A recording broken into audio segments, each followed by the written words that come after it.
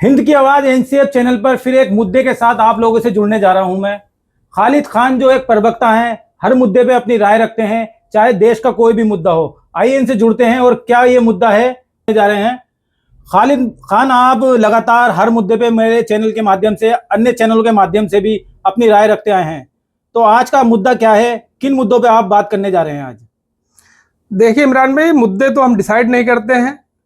आप इंटरव्यू लेने आए हुए हैं, जिस मुद्दे पर जो भी बर्निंग इश्यूज हैं आज के, जिस मुद्दे पे चाहे आप सवाल पूछें, उसका प्रॉपर जवाब दिया जाएगा इंशाल्लाह। अच्छा, मैं आज बात करूंगा वक्फ बिल पर। पूरे देश में एक तरफ विरोध हो रहा है, कुछ लोग इसे पसंद भी कर रहे हैं, तो आप इसे किस नजर से देख रहे हैं? नहीं, वक्फ बिल क्या है कि इसमें कोई संशोधन की रिक्वायरमेंट नहीं थी। जिस तरीके से इसे हवा बनाया जा रहा है, जिस तरीके से मुसलमानों के खिलाफ जाकर के संशोधन किया जा रहा है, यह संशोधन नहीं है, वक्फ बोर्ड पर डकैती है। मुसलमानों की इस प्रॉपर्टी पर यह डाका डाला जा रहा है इस सरकार के द्वारा।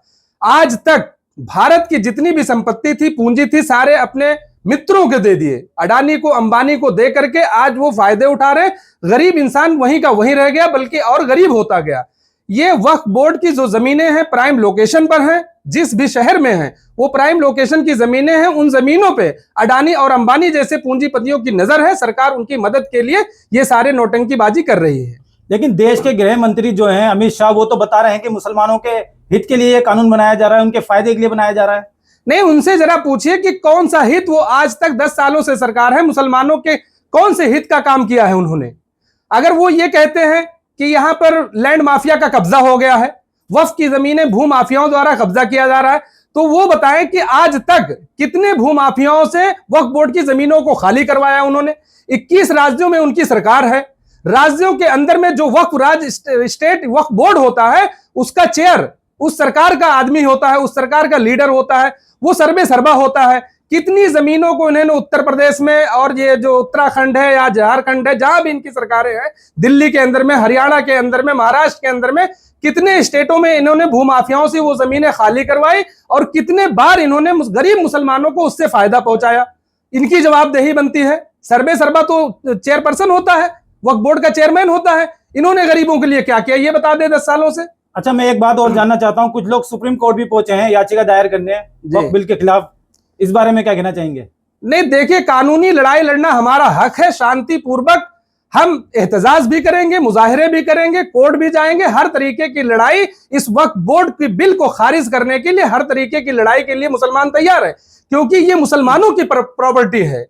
ये जो 9 लाख एकड़ जमीनें बताते हैं, ये हमारे बाप दादाओं की दी हुई जमीनें हैं, हमारे आबाओ अजदाद की दी हुई जमीनें हैं, और वो इसलिए दी गई हैं, अल्लाह के राह में ईसाले सवाब के लिए दी गई हैं, ताकि उस पर मदारिस चल सके, मदरसे चल सके, मस्जिदें चल सके, या हमारे स्कूल कॉलेज बन सके माइनॉरिटीज के लिए, या फिर हमारे कब्रिस्तान की जो जगह कम पड़े तो कब्रिस्तान के लिए इस्तेमाल की जा सके। उस पर अंबानी और अडानी जैसे लोगों का अगर उस पर कब्जा होगा तो हमारा विरोध ये वाजिब है, और हमको करना जरूरी है, हम पर लाजमी है। हर मुसलमान पर यह लाजिम है कि वो इसकी मुखालफत करे, क्योंकि आज ये जिस तरीके से हमारे मदारिस और मसाजिदों पर अटैक कर रहे हैं, आप संबल को ले लीजिए, और 10 एग्जाम्पल्स हैं इस भारत के अंदर में, 10 एग्जाम्पल हैं जहां पर मस्जिद और मदरसों को छीनने का काम किया जा रहा है। ये एक उसी का दूसरा रूप है।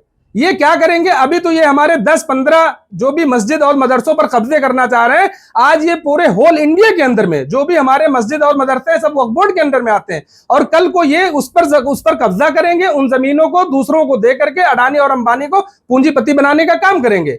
ये हम सभी मुसलमानों पर लाजमी है कि इसका विरोध करें। आप मुसलमानों की बात कर रहे हैं, लेकिन सोशल मीडिया पे कुछ मुसलमान तो मिठाई बांटते हुए नजर आए हैं। देखिए, मिठाई बांटने वाले वो भी मुसलमान हैं, लेकिन उन्हें गुमराह किया गया है। गुमराह किसने किया है? जो कुछ चंद मुसलमान बीजेपी के दलाल हैं, बीजेपी के लिए काम कर रहे हैं, उनको ये नहीं पता है कि इसका रिजल्ट क्या होने जा रहा है आने वाले दिनों में।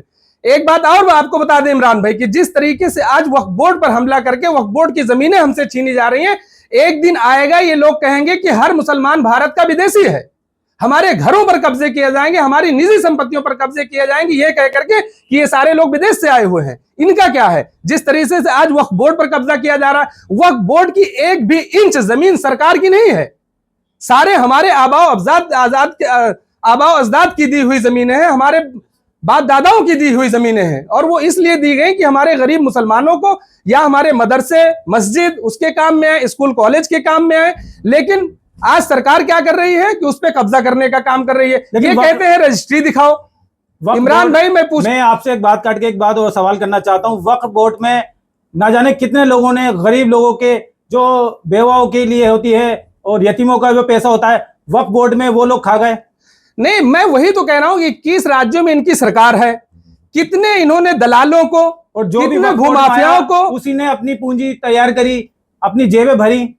तो भाई ये बताइए कि अभी एक आम इंसान सरकार की 1 इंच जमीन पर कब्जा कर ले, उस पर योगी आदित्यनाथ हो या फिर वहां देवेंद्र फडणवीस हो, महाराष्ट्र के अंदर में बुलडोजर चलवा देते हैं।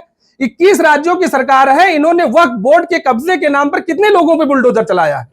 अगर मुसलमानों ने उस पर कब्जा किया है, भूमाफियाओं ने कब्जा किया है, ये मुसलमान की बात नहीं है, ये भूमाफिया हर जाति हर धर्म के अंदर में पाए जाते हैं। बदमाश लोग हर जगह कुछ ना कुछ पाए जाते हैं। अगर ऐसा है तो इन्होंने कितने लोगों को कब्जे से मुक्त करवाया, कितने लोगों को सजा दिलवाई इन्होंने।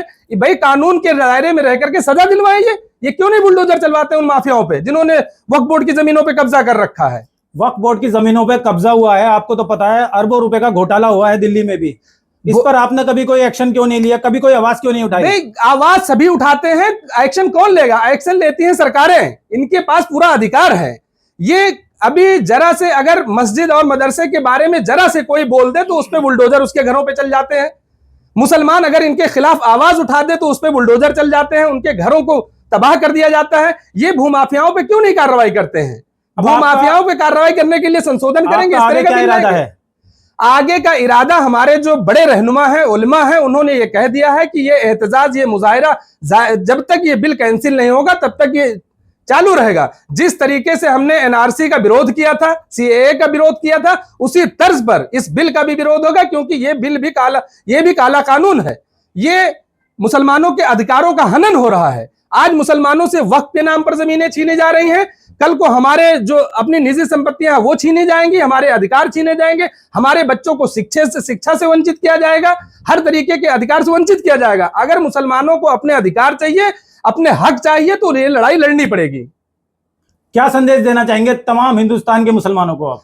मैं मुसलमानों से यह कहना चाहता हूं कि जो भी हमारे अधिकार हैं, जो भी हमारे हक है, उसके लिए लड़ाई लड़े। और इस सरकार को मैं कहना चाहता हूं कि कब तक मुसलमानों के नाम पर, कब तक मस्जिद और मंदिर के नाम पर, कब तक पाकिस्तान के नाम पर ये हिंदुस्तान के हिंदुओं को कब तक खुश करते रहेंगे? 21 राज्यों में आपकी सरकार है, 10 सालों से आपकी सरकार केंद्र के अंदर में, आप हिम्मत क्यों नहीं जुटा पाते हैं कि जो हमारे हिंदू भाई के बच्चे आज एजुकेटेड हो करके, इंजीनियर बन करके, बीटेक करके, एलएलबी कर करके वो 15 से 20 हजार रुपए कमाने के लिए परेशान है, उनको नौकरियां दे करके क्यों नहीं ये सरकार खुश करती है हिंदू भाइयों को? क्यों हमारे मस्जिदों पे हमले करके उनको खुश कब तक करते रहेंगे? कब तक हमारे बच्चों को बुलडोजर चला करके, हमारे घरों पर बुलडोजर चला करके कब तक उन्हें खुश करेंगे? इनको अब हिम्मत जुटानी चाहिए। महिलाओं की सुरक्षा दीजिए, उनको, हिंदू भाइयों को नौकरियां दीजिए। मुसलमान एक नौकरी नहीं मांगता है। मैं इन सरकार से डिमांड करता हूं कि अगर वो भारत के हिंदुओं को खुश करना चाहते हैं, उनके बच्चों को 100% बच्चों को नौकरियां दें। जो भी एजुकेटेड है, जो ग्रेजुएट है, उनको नौकरियां दें। मुसलमान के बच्चों को नौकरियां नहीं चाहिए। मुसलमान इस देश के अंदर में तरक्की चाहता है, खुशहाली चाहता है, बाकी कुछ नहीं चाहता है। जो भी सरकार द्वारा जो भी फायदे पहुंचाना चाहते हैं हिंदू भाइयों को पहुंचाए, हर मुसलमान इस बात का समर्थन करेगा। आप हमारी मस्जिदों पे हमला करके हिंदुओं को खुश करना चाहते हैं, उनके बच्चों के हाथों में जहां आज कंप्यूटर होना चाहिए था, लैपटॉप होना चाहिए था, एक बड़ी डिग्रियां होनी चाहिए थी, उनके हाथों में लाठी डंडे दिए जा रहे हैं, तलवारें पकड़ाई जा रही हैं, उनको उग्र बनाया जा रहा है। आप ऐसे ध्रुवीकरण करके कब तक खुश करते रहेंगे जनता को? आपके अंदर एक हिम्मत जुटाइए। मैं कहता हूं, इस मांग करता हूं कि जितने भी हिंदू भाइयों के बच्चे ग्रेजुएट हैं, जो भी पढ़े लिखे, जो शिक्षित हैं, उन्हें आप 100% नौकरियां दीजिए। एक मुसलमान अगर चूं से पूं करेगा तो बताना आप। चलिए, बहुत बहुत शुक्रिया आपका हमसे जुड़ने के लिए खालिद। तो मैं ये दिखा दूं, खालिद खान लगातार देश के हर बड़े मुद्दे पे अपनी आवाज उठाते आए हैं। मौजपुर से बिलोंग करते हैं, सुल्तानपुर वाले ये कहलाए जाते हैं। आपकी क्या राय है? आप कमेंट करके जरूर बताएं, और जो भी आपकी राय हो जरूर दें।